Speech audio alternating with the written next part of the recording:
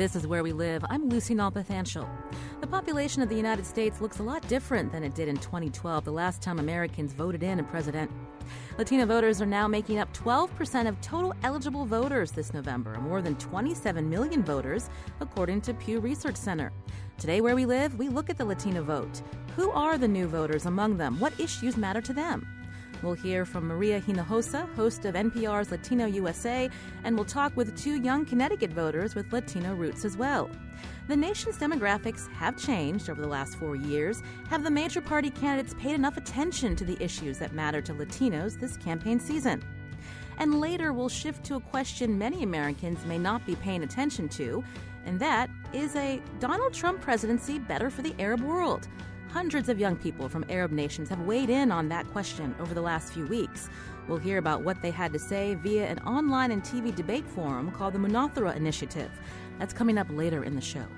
You can join the conversation 860-275-7266. Email Where We Live at WNPR.org. Find us on Facebook and Twitter at Where We Live. Joining me on the phone now is Maria Hinojosa, an award-winning journalist and host and executive producer of NPR's Latino USA. Thanks for joining the show, Maria. It's great to be with you. So you've been covering the Latino community among other minorities in the United States for years. How do you see this election season different from past elections? Well, it's like none other, right? We've never seen anything like this. But what we don't know and what we're all waiting to see, in particular in terms of Latino voters, is how much is this going to impact their turnout? Is it going to motivate them? Are they going to be turned off? Will it be a vote for Hillary? Will it be a vote against Donald Trump? And there are so many variations. So I think one of the big takeaways, and I've been saying this for years, of course, is to understand the complexity of the Latino voter. The Latino voter in Connecticut is complex in and of itself. You have Puerto Ricans who have been in Connecticut for decades, right? But they are born American citizens. You have new arrivals into smaller towns. Maybe they're already second generation, and their interests might be a little bit different than Puerto Rican voters. So we as a country need to really understand that Latino voters are not one thing. We are multiple things, multiple interests, multiple motivations.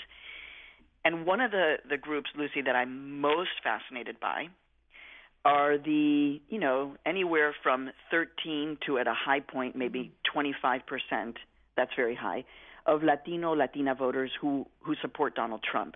Mm. So that is a part of the electorate that I am fascinated by, trying to understand what's motivating them. So a lot of interest, a lot of enthusiasm, a lot of attention, and now expectation. Will Latina voters come out to vote? There are about 27 million eligible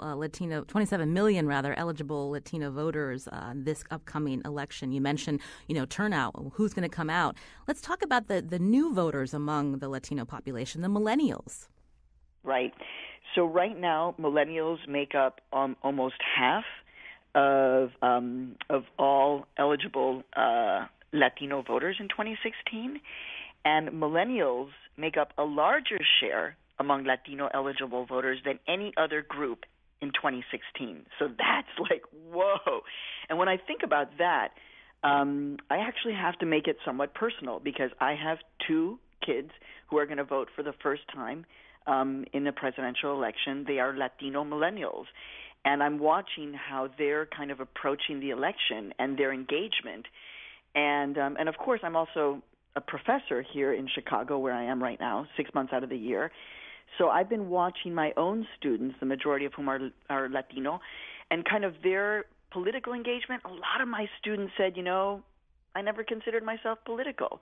And now that's all I want to talk about. That's all I'm doing. A lot of my students over the spring were feeling the burn for Bernie Sanders, saying that they would never vote for Hillary Clinton. Many of those students are actively engaged with electoral politics and saying they are absolutely going to turn out and that they will vote for Hillary Clinton. So, again, in understanding the Latino, Latina, or what many young people call the Latinx community, It's a changing, vibrant, dynamic community. Many of these young Latinos and Latinas really see themselves as independent. They have harsh critiques for the Democratic Party. It has been under the Obama administration where immense promises were made about treatment of immigrants and undocumented immigrants. And, we've seen the largest number of undocumented people deported ever in history by a president who is a constitutional lawyer who knows better, because due process is being violated at every turn in the relationship with these immigrants, undocumented immigrants. So the Latinos, Latinas have a tremendous critique. Oh, my God, I can't believe I just said tremendous. That's a bad word. They have a serious critique of the Democratic Party. They look at the Republican Party. Donald Trump began his campaign on a platform that said Mexicans are criminals and rapists and drug dealers and bad people, and we have to build a wall. So Latino voters absolutely understood that they were the target of one presidential candidate. And Lucy, I never thought that I would say this, but I have a lot of, as a journalist, you have a lot of anger towards whatever story, issue, that's what motivates us, right? Is anger and trying to understand the issue. But I never thought I would say that I have so much ire towards the Presidential Debate Commission. Kind of like, who walks around like, oh, I'm so upset with the Presidential Debate Commission. Well, I am. I think that the fact that there was no Latina or Latina journalist on any of the presidential debates signals again to Latino voters, sadly, that we are not the determinants of the narrative, the political narrative, that someone else is going to make the decision as to whether or not we should be included in the presidential debates. That does not feel good. And the question is that going to motivate Latino, Latina voters to come out in bigger numbers, or are they just going to say, you know what, I'm really upset about this whole thing. I don't feel visible. I don't feel included. I'm going to sit this one out. Although I have to say, I don't think that that's going to be the big trend. I'm speaking with Maria Hinojosa, host and executive producer of NPR's Latino USA, as we look to the Latino vote in the upcoming election. Let's talk to some of the young Latino voters here in Connecticut. In studio with me is Wilda-Lise Bermudez. You're a city council member of Hartford. Welcome to the show. Yes, thank you so much for having me here. I see you nodding your head a lot as Maria is speaking about, the new voters among the Latino population, the issues that matter to you. What's striking to you about this election season? Yes, so it's a very interesting election for sure. So much at stake here.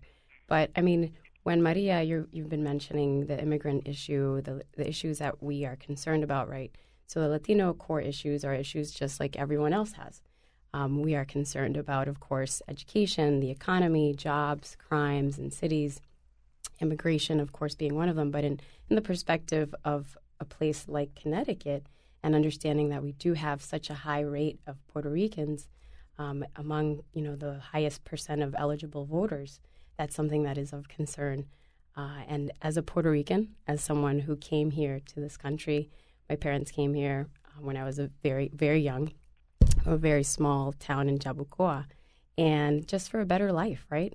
And this was years ago, and here I am today being raised in Hartford, and there are so many people who are coming from the island and a new wave of Puerto Ricans who are settling here, and that's an issue that's also of concern to Latinos here in the New England area because we are growing.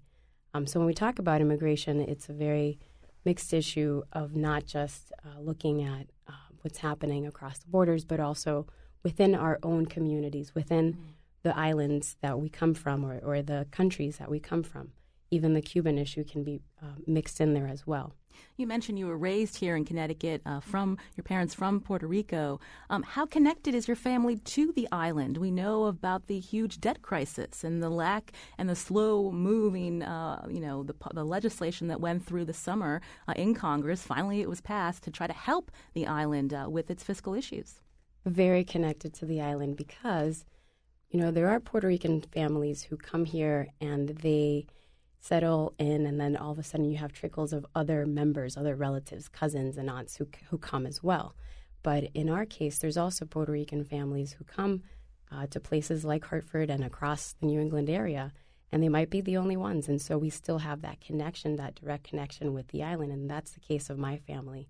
You know, we live in the town of Jabucoa, and all of our family members are there. And we were the only ones who came here to the U.S. But there's this constant transient population between the island and coming back here and then going back there. But definitely what's happening with Promesa is something that's directly impacting the Puerto Rican community. And we are having a large number of Puerto Ricans who are arriving to Connecticut and places like Hartford.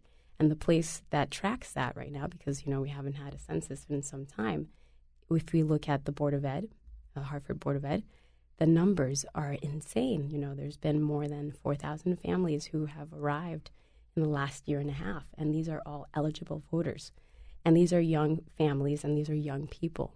So when we talk about the voters in Connecticut, that's something that's really top priority in terms of the Latino voters. And before we head to break, we heard Maria saying earlier that there is a small population, about 13, 17, maybe as high as 23, 25%, who are leaning towards Trump. In Connecticut, among the Puerto Rican population, which candidate are they leaning towards? Wow. So that would be hard for me to assess exactly what that looks like. I haven't seen the latest polls on which candidate at the national level Latinos are leaning or favoring. But one of the things that I know for sure is that the Latino population, and especially Latino millennials like myself and like Adrian, who's here today with me, we're driven by either the candidates, what they stand for, candidate themselves, or we are driven by issues. And there are issues at the table that are of extreme concern to us right now.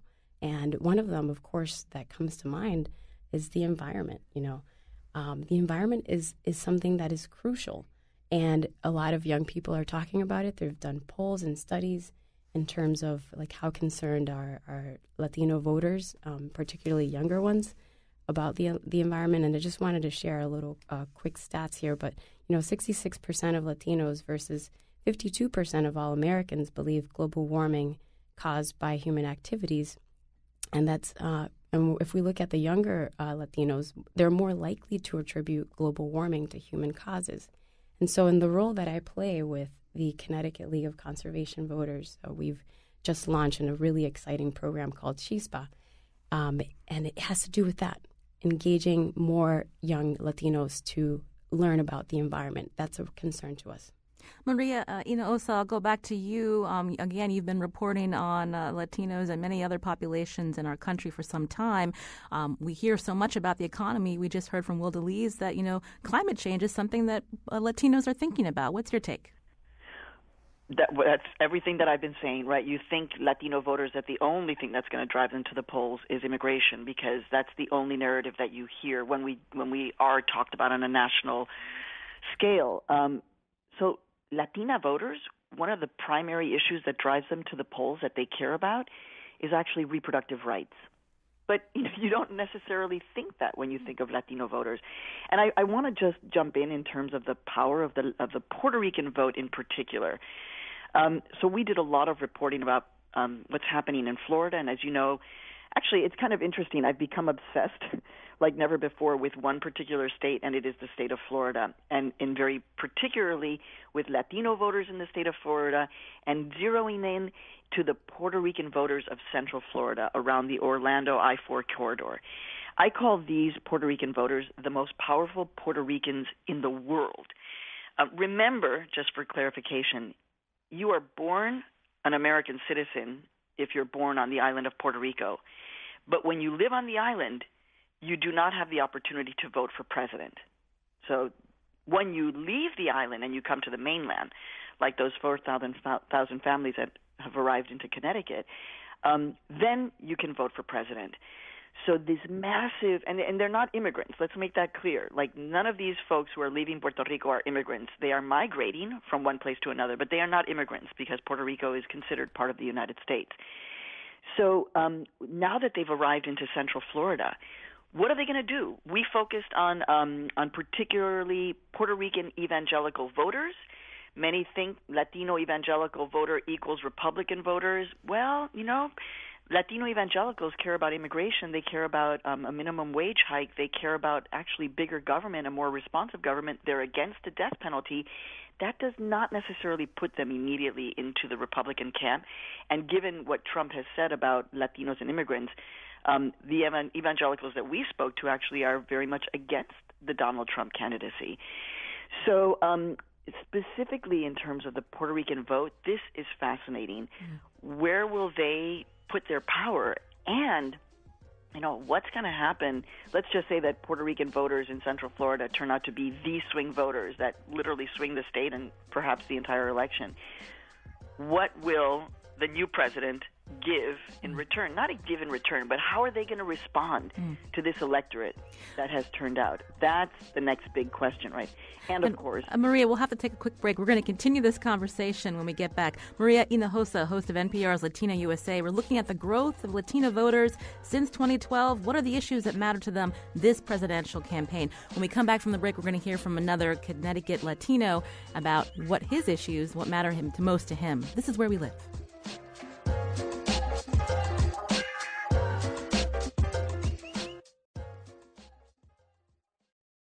This is Where We Live. I'm Lucy Nalpathanchel. There are 280,000 eligible Hispanic voters in Connecticut. What's their take on this year's presidential election?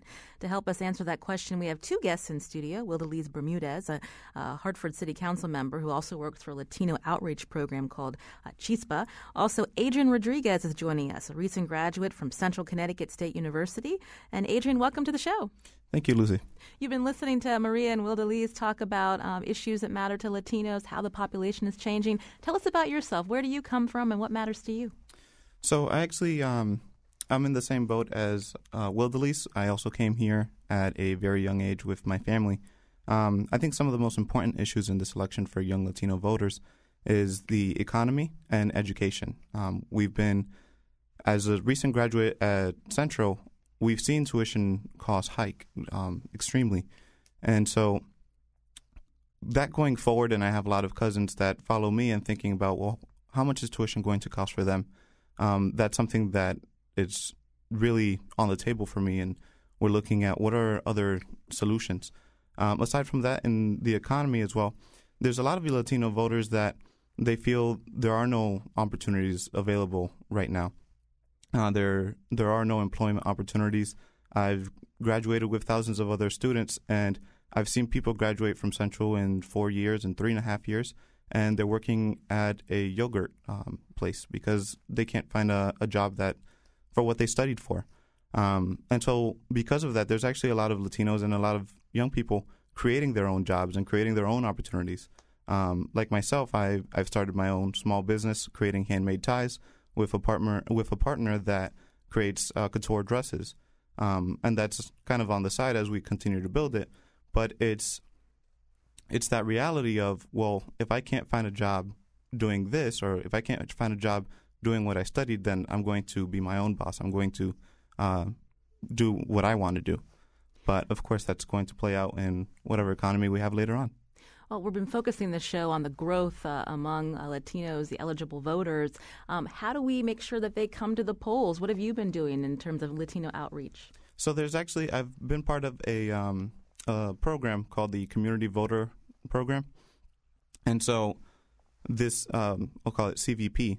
The CVP, we've been going out to communities where we know repeatedly have low voter turnout and educating the residents and the voters and whoever answers at the door, saying, hey, what issues are important to you, and not just responding with the first question of, are you registered to vote, because that will quickly shut the door on you, and really saying what's important to the people in the community.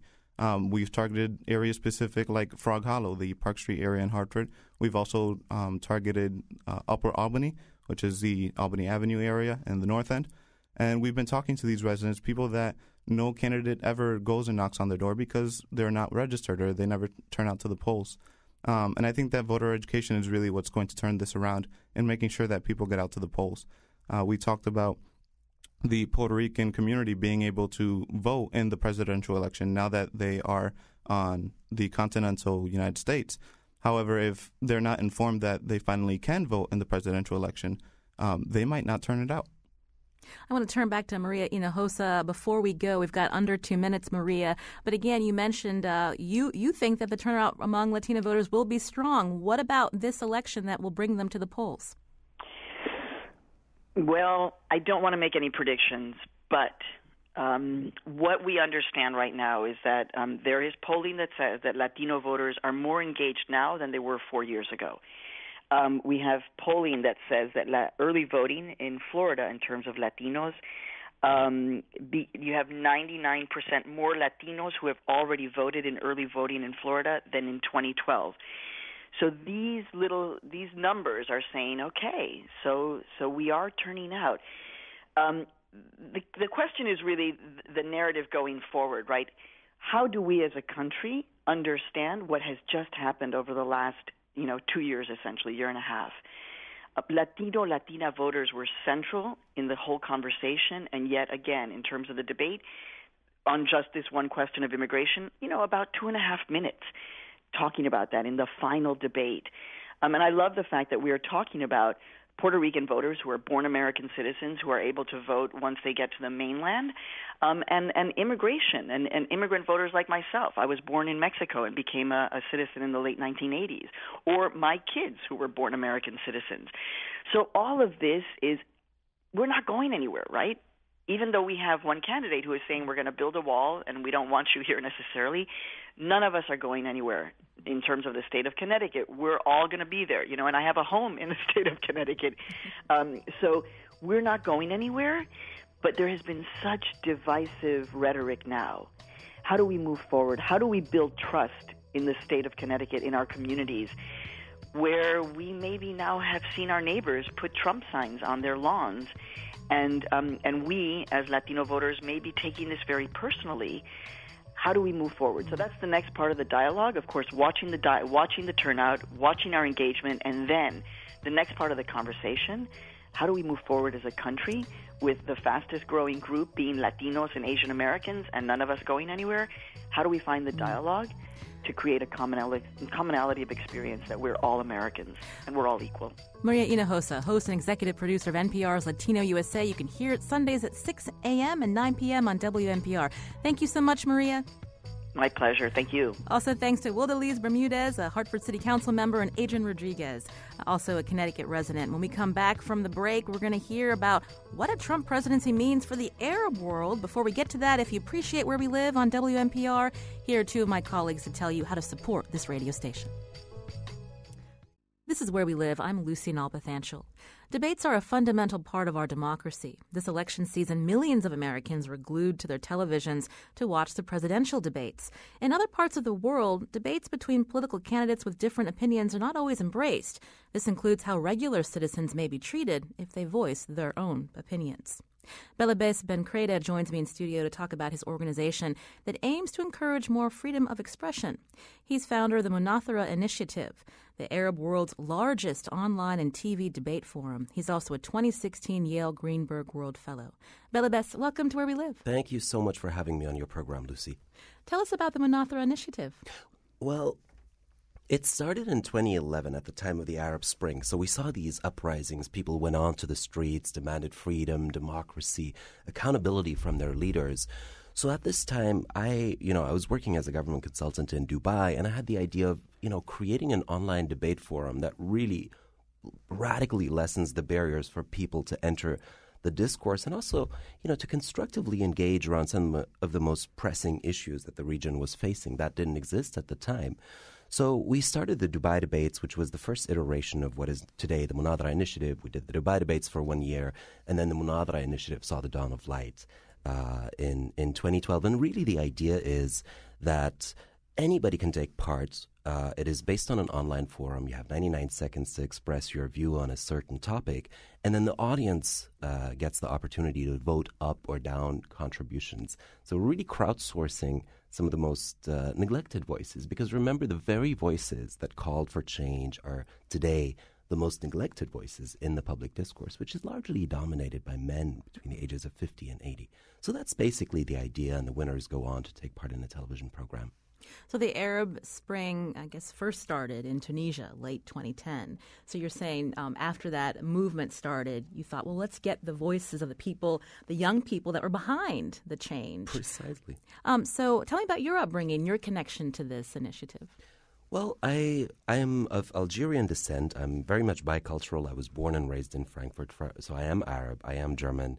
I studied international relations, philosophy of law, and then I have a master's degree in Middle East politics. So, I do have a connection with the region, both academically and by upbringing.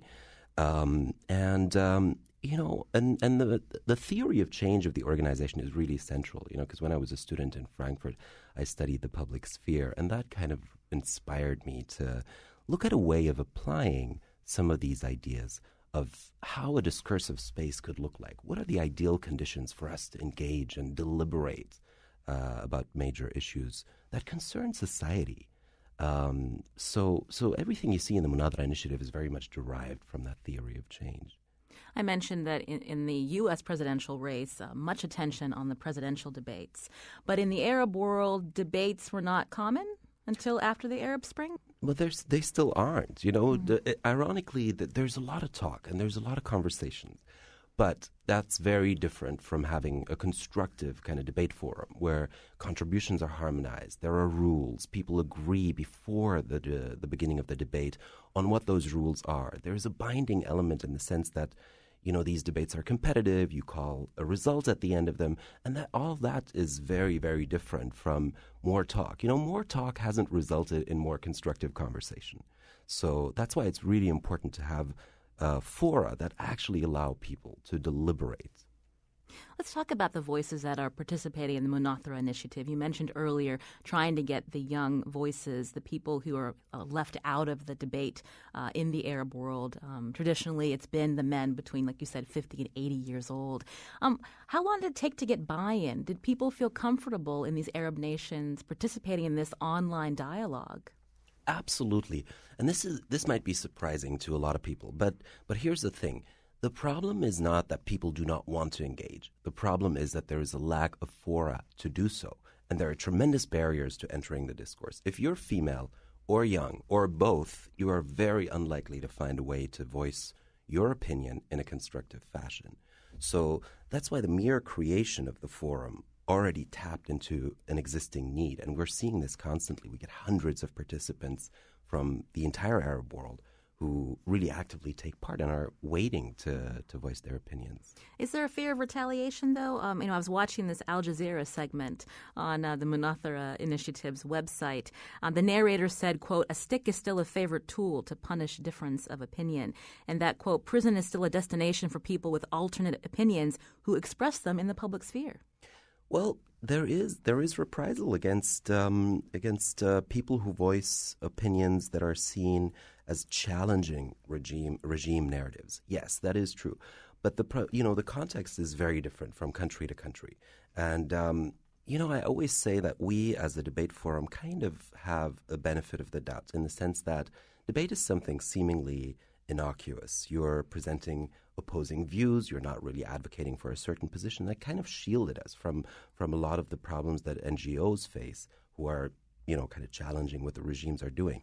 So really, debate allows for fostering that kind of discourse, despite the fact that it is not wanted by the autocratic regimes in the region. So you started Munadra Initiative, this online debate and TV forum in 2011. Since that time, how many citizens from these Arab nations have you been able to get involved in this project? Well, so the television program has really taken off, and we're very happy about this because, remember, the premise of the program is quite unique in the sense that you're looking at a media landscape that is dominated by regime-owned television stations, and they try to foster a certain narrative. Now, here you have a civil society-run forum that is editorially completely out of the control of these regimes. So it's completely independent. It's controlled by nobody.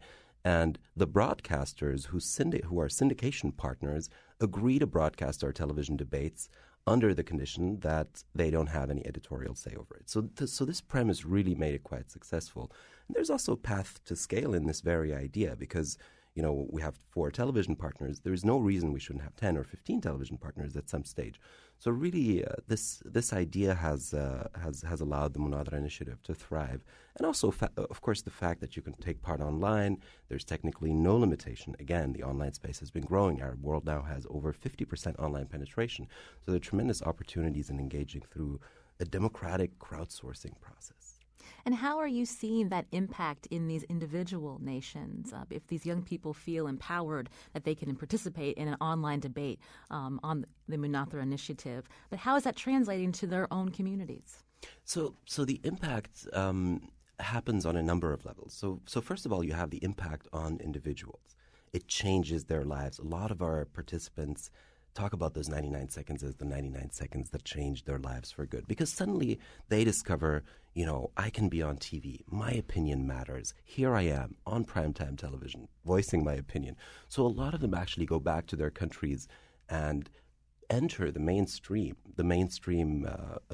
media, and they write and they become commentators. Some of them have television shows.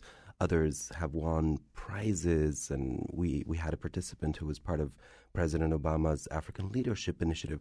There's some really amazing stories of how these youth benefited from participating in participation at the Munadara Initiative.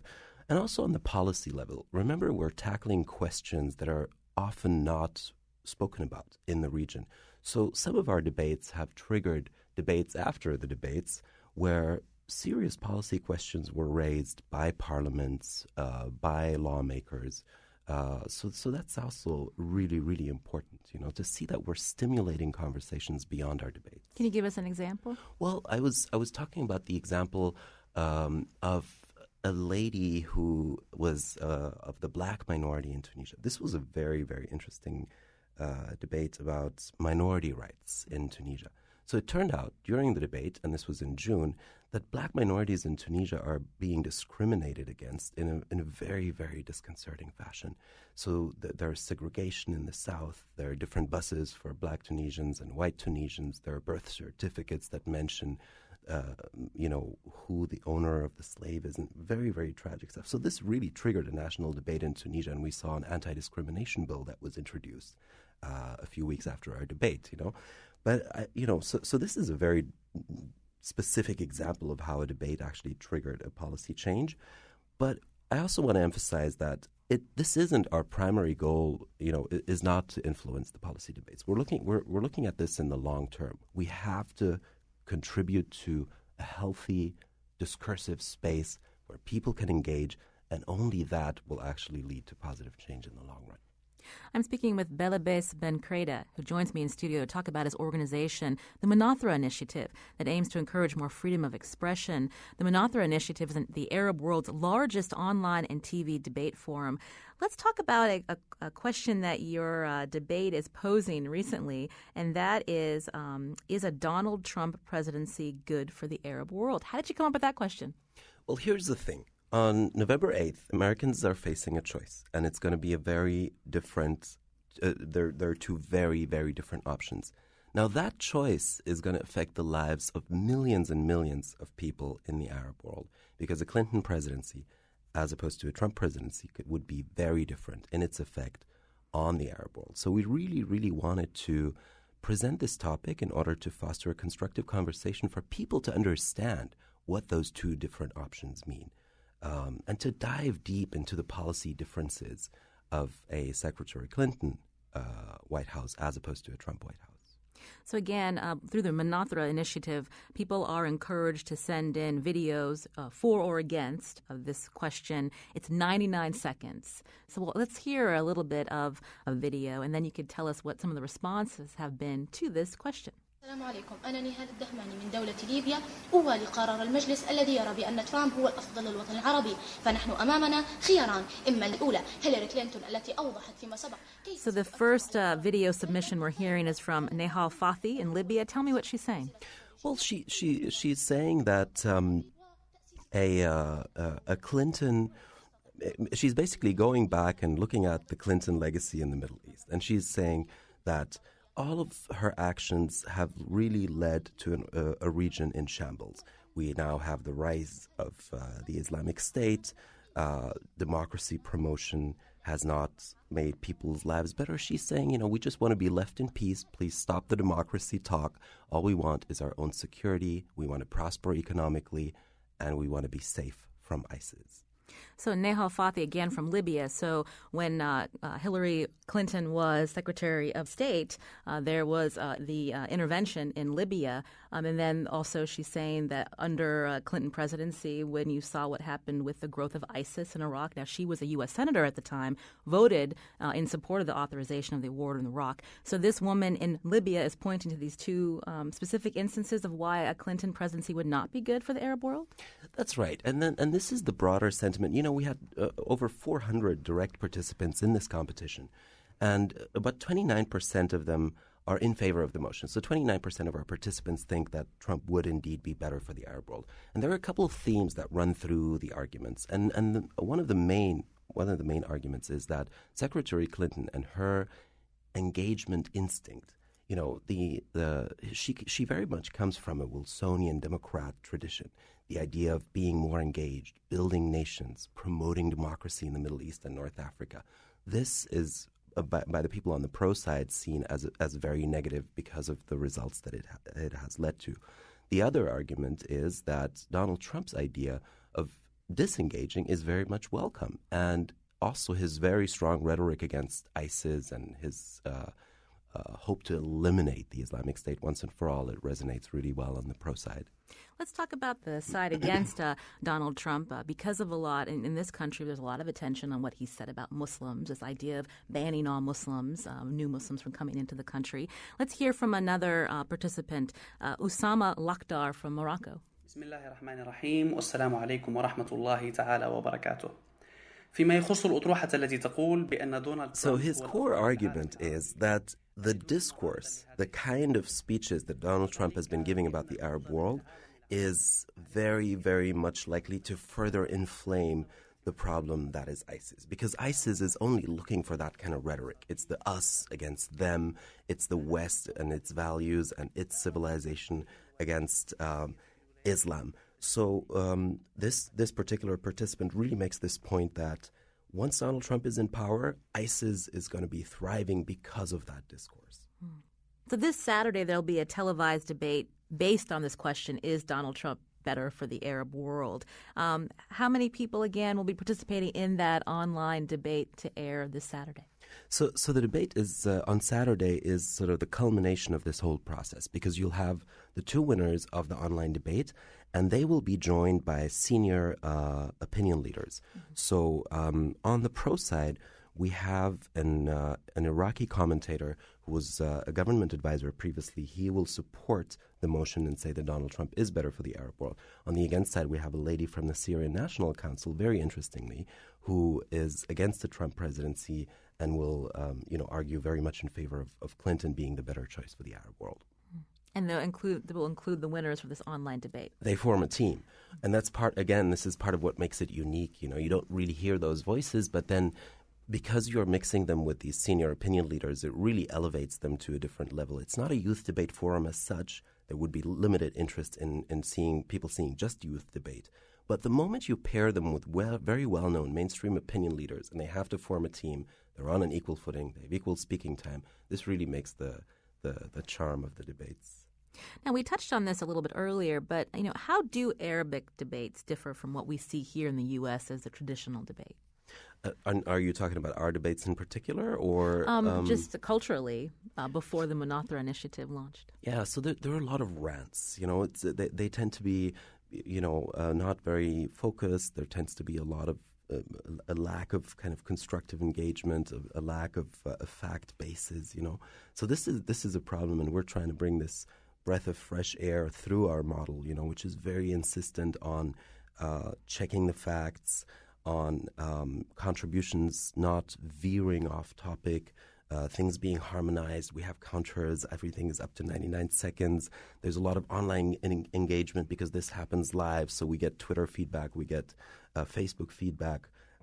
So I think this kind of debate is really very much needed, especially at the moment in the Arab world. I'm impressed you can keep people under 99 seconds. Yeah, but you have to. And a lot of it is prepping them, right? So we have editorial meetings before the show, and people are... And they also watch the previous debate. So they're very, very well aware that this isn't their standard debate where they can go on and rant. So we really keep them on track. And what do you hope people in the Munathara community and around the world will take away from this televised debate on Saturday? It would be great if they could understand the real difference, because on the surface, a lot of the negative rhetoric against Muslims by Donald Trump has reached broad parts of the Arab population, and that's very disconcerting.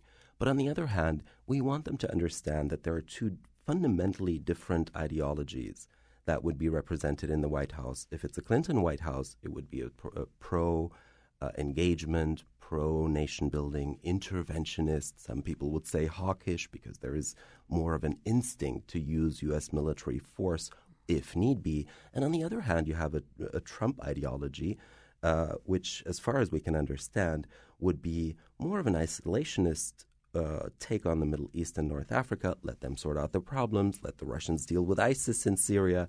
It's a very, very different kind of approach. And we really want people to understand that policy difference.